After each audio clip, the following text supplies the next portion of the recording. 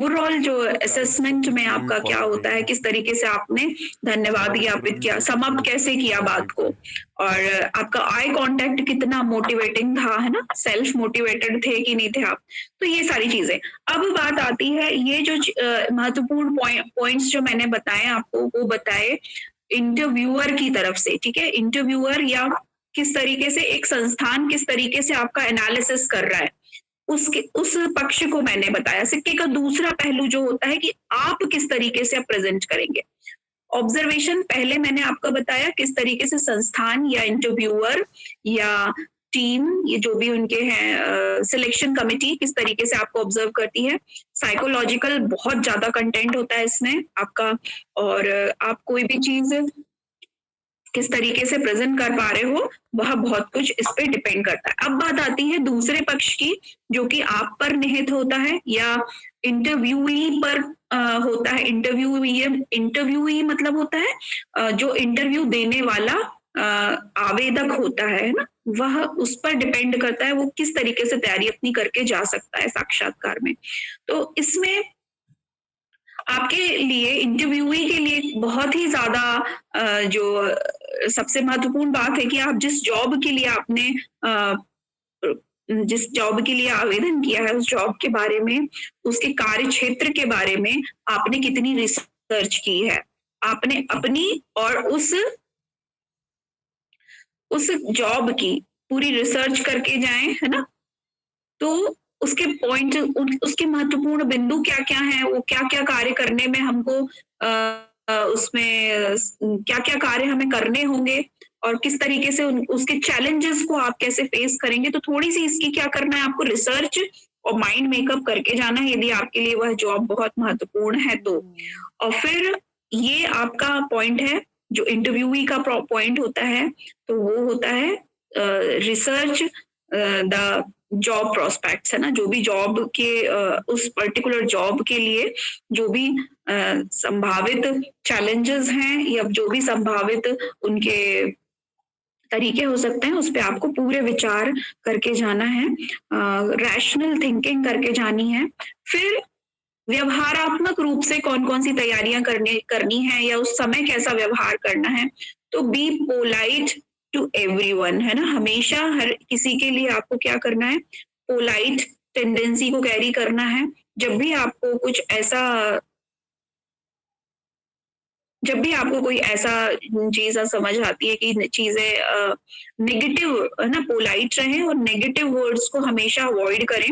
बहुत ही फेथफुल दिखें और वाणी से भी नज़र आए कि आप फेथफुल हैं, क्रिएटिव हैं, प्रोग्रेसिव हैं। तो ये पोलाइटनेस ही आपकी है, प्रोग्रेसिवनेस को शो करें कि हम अगर कोई नेगेटिव कंडीशंस डाली भी गई हैं, तो आपको उसका सकारात्मक जवाब ही देना है। और नेवर से नो वर्ड्स ना, नो भी कहने का एक आर्ट होता है, नो कहने का भी एक तरीका होता है। तो उस नो कहने की टेंडेंसी को अपने अंदर डेवलप करें। यदि किसी बात के लिए हम सहमत नहीं हैं, तो उसके लिए असहमति जताने का भी अपना एक पैटर्न होता है, उसका एक सकारात्मक एटीट्यूड होता है। तो उसको कैरी करें। मुझे नहीं पता कितने बच्चों को समझ आ रहा है, बिल्कुल नहीं समझ आ रहा है, मुझे नहीं पता चलता मतलब। लेकिन मैं एक पॉजिटिव अप्रोच लेके चलती हूँ कि मैक्सिमम बच्चे शायद अगर जो सुन रहे होंगे, तो उनको प्रैक्टिकल अप्रोच मेरी ये है कि उनको समझ आ रहा होगा। तो ये और यही चीज़ है जो हर दिन क्लास नया-नया लेने और हर दिन नया-नया सिखाने के लिए मुझे मोटिवेट करती है। तो कुछ बच्चे अजीब-सा व्यवहार कर देते हैं, लेकिन उन बच्चों के चक्कर में बहुत सारे बच्चों का मैं तो नहीं कर सकती ना। तो ये पॉजिटिव अप्रोच होती है, ये पॉजिटिव एक थिंकिंग होती है जो आपको कार्य करने की ओर प्रेरित करती है, और यही बात मैं दूसरों को भी बोलती हूँ। तो जिससे सकारात्मक एक अभिवृत्ति जाती है, एटीट्यूड, है ना? तो सब इंसान एक से नहीं होते हैं। कुछ इंसान थोड़े से जल्दी शॉर्ट टेम्पर्ड हो जाते हैं, जल्दी गुस्सा आ जाता है, किसी कोई बड़े धीरज वाले होते हैं, तो सबल संभल के बोलते हैं। तो हमेशा अपनी ग्रेविटी मेंटेन करें, है ना? ग्रेविटी मतलब कि एक आधारभूत धरातलीय ज्ञान से युक्त और सुदृढ़ और समर्पित और अच्छे इंसान, वेल डेवलप्ड एक ह्यूमैनिटी को अपनी शो करें हमेशा। तो और थर्ड मोस्ट इम्पोर्टेंट जो आपका होमवर्क होना चाहिए या आपको ध्यान रखना चाहिए, वो होती है आपकी body language, non verbal communication. Body language the most important thing. Body language एक ऐसा पार्ट है कि जो कुछ भी ना कहो तो सब कुछ कहता है, बिल्कुल चीख चीख के हमारी आंखें बता देती है कि हमसे आप हम तैयार हैं इंटरव्यू के लिए या किसी भी कार्य के लिए, या हम जी चुरा रहे हैं, या हमको बहुत गंदा लग रहा है, बहुत बुरा लग रहा है, तो हम अपने बॉडी लैंग्वेज को कुछ देर उस इंटरव्यू के टाइम पे कंट्रोल कर पाए, लिसन करें केयरफुली जो भी बात हमसे की जा रही है। तो इक्वल डिस्ट्रीब्यूशन से बॉडी लैंग्वेज के माध्यम से आपको सभी एक्सपर्ट पे अपना फोकस क्रिएट करना है, सबकी बात ध्यान से सुनिए, जो भी बात बनती है उसको बहुत ही उनको समय भी देते हैं आपको बोलने का, तो उस समय को उस समय पे अपने आप को प्रूव करने का प्रयास करें, अतिरिक्त समय ना करें और कम समय भी नहीं, जितना मैक्सिमम ज्ञान आपके पास है, पॉजिटिव अप्रोच है, उसको जरूर प्रस्तुत करें, और वही आपकी एक मुख्य स्ट्रेंथ होती है ना। और कोशिश करें, बॉडी लैंग्वेज तो आपकी रियल होती है जो भी आप कैरी करेंगे, ओरिजिनल होती है, अपनी ओरिजिनल बॉडी लैंग्वेज को ही कैरी करें, किसी को ज्यादा कॉपी ना करें, है ना, किसी की बॉडी लैंग्वेज को कॉपी ना करें, ओरिजिनल रहें अपने, और उसी में आप क्योंकि कंफर्टेबल रहेंगे। किसी को भी यदि आप कॉपी करेंगे तो वो ज्यादा देर कैरी नहीं कर पाएंगे और आपकी सारी हकीकत सामने आ जाएगी, तो फिर वो बहुत गंदा लगता है जब लोगों को मालूम पड़ता है कि नहीं ऐसे थे और ऐसे निकले। तो बिल्कुल नहीं, तो बॉडी लैंग्वेज कैरी करना, और फिर अपनी जो ओरिजिनल भाषा है, अगर आपको लगता है कि कोशिश करें कि आपकी अगर इंग्लिश पे कमांड नहीं है तो बोल दें, कोई दिक्कत नहीं है। अपनी जो ओरिजिनल लैंग्वेज है उसको बड़े ही सम्मान से यूज करें, कोई दिक्कत नहीं है। अभी किसी कंपनी में बहुत ज्यादा आवश्यकता है इंग्लिश की या हिंदी लैंग्वेज की, जो भी भाषाई विशेष भाषाई यदि कोई क्षेत्र है तो हमें उसको करना ही पड़ेगा कैरी। और यदि कोशिश करें इंग्लिश लैंग्वेज के भी डेवलपमेंट के लिए, क्योंकि आज के सिनेरियो में पढ़ाई करने यूजी पीजी जो हायर एजुकेशन होता है उसमें कोशिश करते रहें अपने आप के सेल्फ डेवलपमेंट, क्योंकि आपकी अंडरस्टैंडिंग लेवल बढ़ेगी। यदि आप थोड़ा सा इम्प्रूवमेंट कर लेंगे, पर थोड़ा सा ध्यान देके पढ़ लेंगे तो आपकी अंडरस्टैंडिंग लेवल बढ़ेगा। इसका ये मतलब नहीं कि आप अंग्रेजी वाले सीख जाएंगे या हिंदी सीख जाएंगे, ऐसा कुछ नहीं है, बिल्कुल भी कुछ नहीं है। हमारी ये मेरा आत्म संतोष है कि मुझे ज्यादा से ज्यादा चीजें सीखनी है, लर्न करनी है, तो मुझे लैंग्विस्टिक बैरियर अपने अंदर नहीं रखने पड़ेंगे, उनको तोड़ना पड़ेगा। तो वो कैसे टूटेगा कि हम हर एक चीज को सीखने का प्रयास करें। तो इंग्लिश को भी पढ़ने का प्रयास करें, ना समझ आए तो उसके मीनिंग को खोजने का प्रयास करें।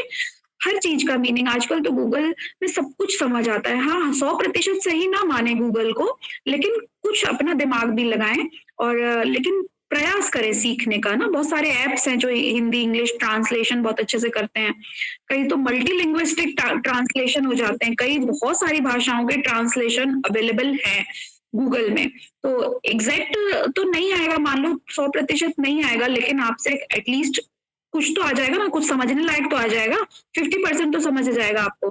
तो बेहतर है कि हम उस चीज पे पॉजिटिव एफर्ट्स करें, बहुत सारे पॉजिटिव एफर्ट्स करने लग जाएं, तो ये हो। और उस समय अपनी, अगर आपका कमांड फिर भी नहीं है तो प्लीज आप क्या करें, उसमें अपनी जो ओरिजिनल लैंग्वेज है उसी को प्रेफर करें, अननेसेसरीली दूसरी लैंग्वेज पे फोकस ना करें जो आपसे नहीं बनती है, जिसमें आप अच्छी प्रेजेंटेशन कर सकते हो, अच्छे से समझा सकते हो, वही भाषा का चयन करें। फिर अपने रिज्यूम में द मोस्ट इम्पॉर्टेंट थिंग, आपका रिज्यूम या आपका सीवी बहुत ही महत्वपूर्ण रूप से अपडेटेड होना चाहिए, रिसेंट अपडेट्स उसमें हो। पुराना सीवी लेके ना पहुंच जाएं, जो भी आपकी रिसेंट अभी तक की उपलब्धियां हैं वह पूरी उसमें होनी चाहिए। अब सीवी राइटिंग या रिज्यूमे राइटिंग के कंटेंट्स में आगे की क्लासेस में अभी संभव होगा तो मैं डेफिनेटली बताऊंगी आप लोगों को भी कैसे रिज्यूमे राइट किया जाता है, करिकुलम वाइटे कैसे अपने बनाए जाते हैं।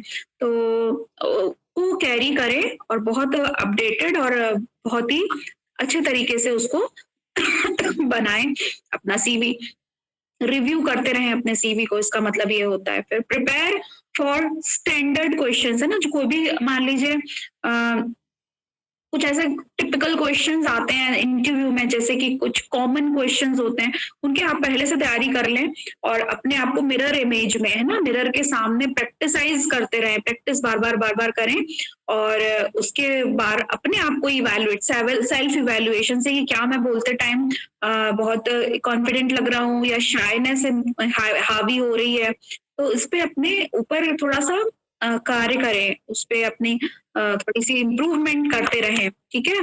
तो prepare your next, but most important thing जो छोटी दिख सकती है, जितना कि लैंग्वेज के साथ साथ नॉन वर्बल जो कम्युनिकेशन इम्पोर्टेंट है, नॉन वर्बल या बॉडी लैंग्वेज इतनी इम्पोर्टेंट है, वह उतना ही, उतना तो नहीं लेकिन उतना ही इसमें वार्डरोब यानी आपके वेशभूषा या अटायर की भी बड़ी महत्वपूर्ण भूमिका होती है। आपको किसी भी सूरत में, किसी भी इंटरव्यू में भड़कीले रंगों को अवॉइड करना चाहिए।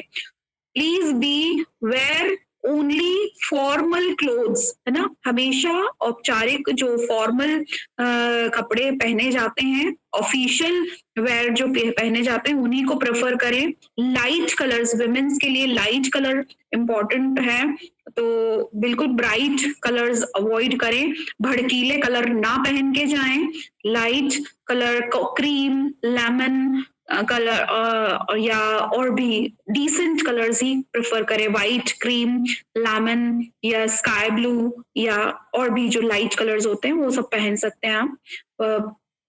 बहुत ही लाइट पिंक, और लड़कों के लिए भी बहुत ही फॉर्मल वेयर ही अलाउड है, उनको जीन्स, टी शर्ट वगैरह बिल्कुल अवॉइड करना चाहिए, किसी भी रूप में नहीं पहनना चाहिए, फॉर्मल क्लोथ्स ही आपको प्रेफर करने चाहिए, उसमें भी ब्राइट, ज्यादा स्मूदी, बिल्कुल लाइट ऑफिशियल जो वेयर्स होते हैं उनको ही प्रेफर करें, ठीक है?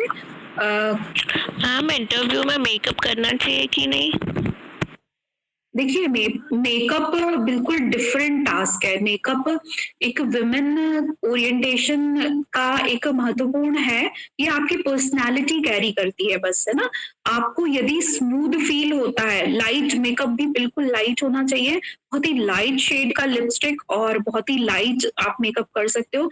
अगर किसी भी रूप में आपके मेकअप से किसी को परेशानी हो रही है या वो रिलेवेंट नहीं लग रहा है, मतलब आपकी ड्रेस के अकॉर्डिंग रिलेवेंट नहीं लग रहा है या अलग आप बहुत ज्यादा, तो आप उसको मत कैरी कीजिए प्लीज, है ना? तो हर रूप में आपको फॉर्मल दिखना है, फॉर्मल वेयर, तो बहुत ही अपने आप को प्रेजेंटेबल दिखाइए और कोशिश करें लेस मेकअप और लेस, मतलब मेकअप को कम पहने, मोटिवेशन को ज्यादा पहने, तो कोशिश करें वो आपका जो शाइन मोटिवेशन की होगी ना, वो मेकअप से बढ़कर होगी तो आपने मेकअप नहीं भी किया होगा तो आपकी कॉन्फिडेंस वाला जो मेकअप है वो तो गजब शाइन करने वाला है।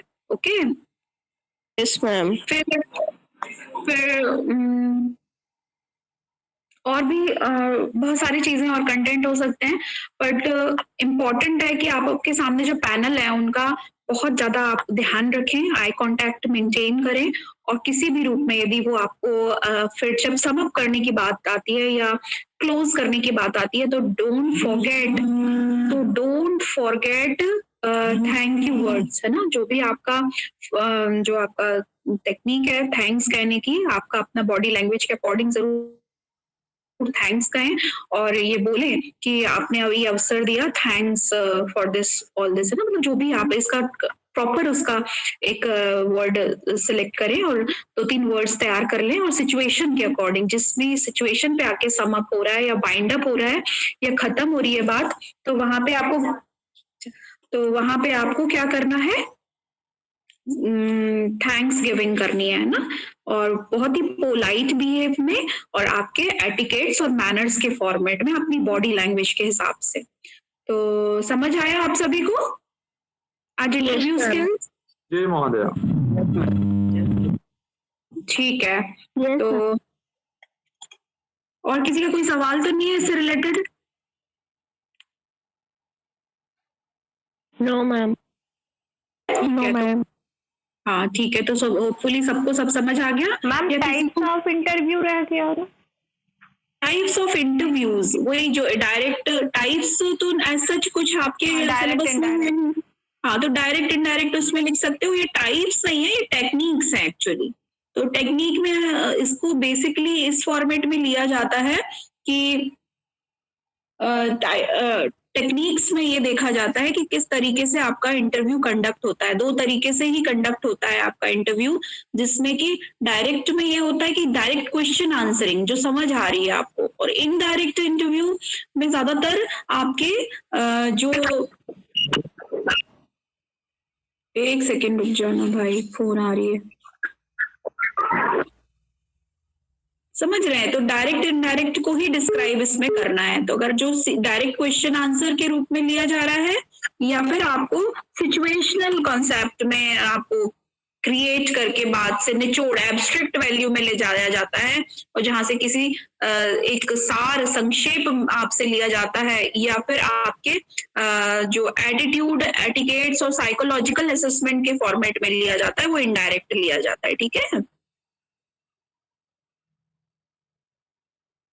चलिए तो आप लोग लेफ्ट कर सकते हैं। Thank you ma'am. Thank you ma'am. Thank you ma'am. Thank you ma'am. Thank you ma'am. Thank you ma'am. Thank you ma'am.